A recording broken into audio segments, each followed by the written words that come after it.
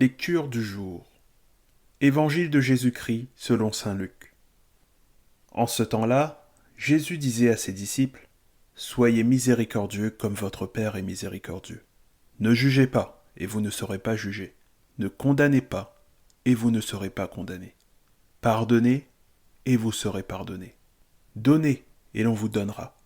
C'est une mesure bien pleine, tassée, secouée, débordante, qui sera versée dans le pan de votre vêtement.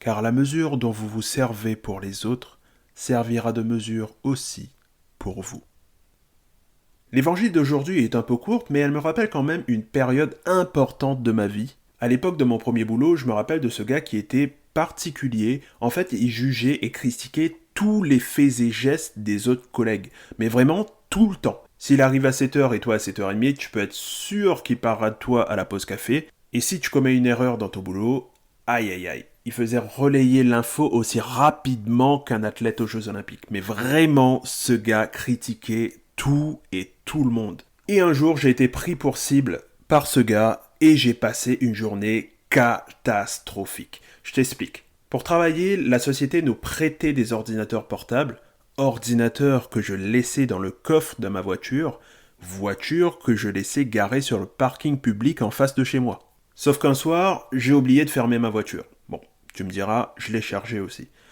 Et je me suis rendu compte uniquement le lendemain matin.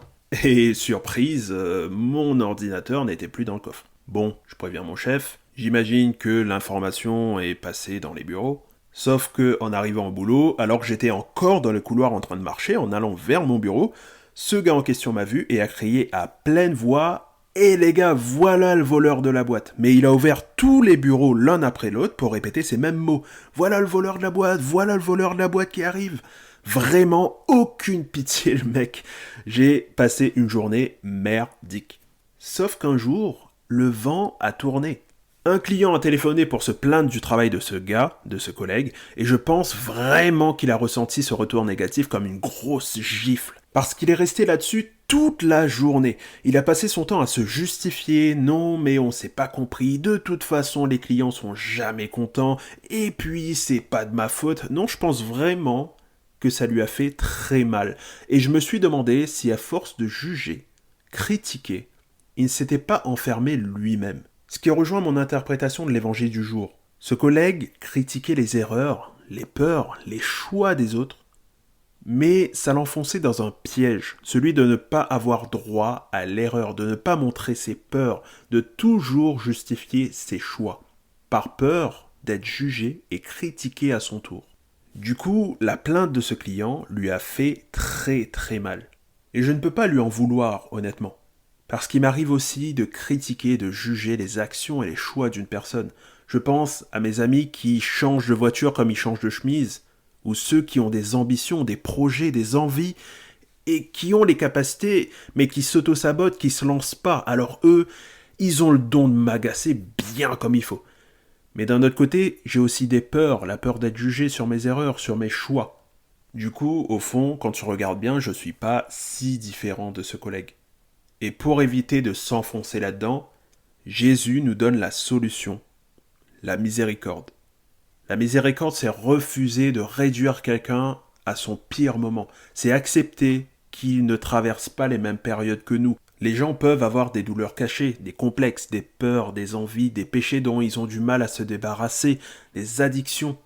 La miséricorde, c'est avoir le cœur touché par la misère de l'autre. Jésus nous dit dans l'évangile du jour : « La mesure dont vous vous servez pour les autres servira de mesure pour vous aussi. » J'ai pas l'impression que ce soit une menace, mais plutôt une révélation. En gros, ton cœur façonne ton monde.